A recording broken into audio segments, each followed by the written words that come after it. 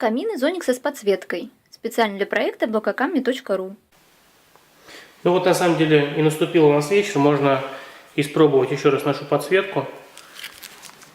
Вот такой вот пультик, но он на самом деле самый простой, что был, чтобы не было никакой путаницы. И вот мы нажимаем на клавишу, и наш камин загорается. Единственное, с подсветкой с камерой я не смог разобраться, чтобы настроить светоотдачу таким, чтобы он в пределах нормы снимал.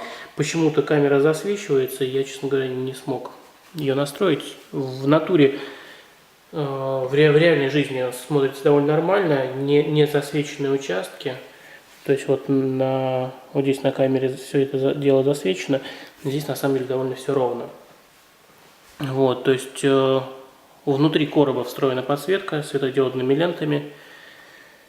Причем встроена таким образом, что ее можно вполне нормально, если в случае чего случится, заменить. Вот, подсветка равномерная. Можно, конечно, сделать ее более равномерной. Если у вас есть свой опыт, то поделитесь.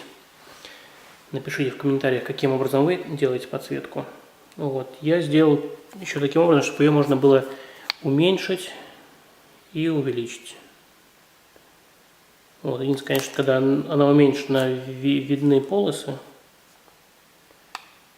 Вот. Но на такой на средней и на максимальной яркости вполне нормально. Причем в комнате создается такое свечение довольно романтичное, романтическое настроение создается.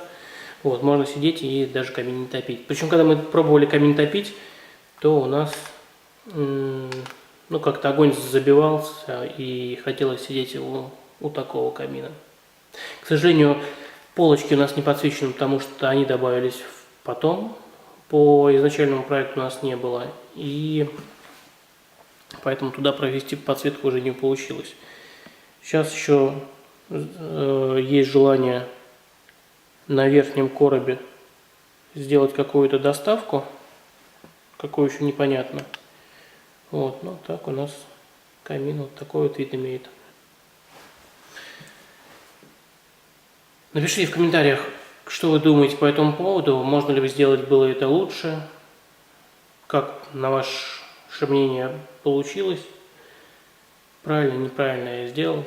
Может быть, у вас какой-то есть иной способ, гораздо интереснее. Все, пора, пока, до новых встреч, увидимся в следующих видео. Пока-пока.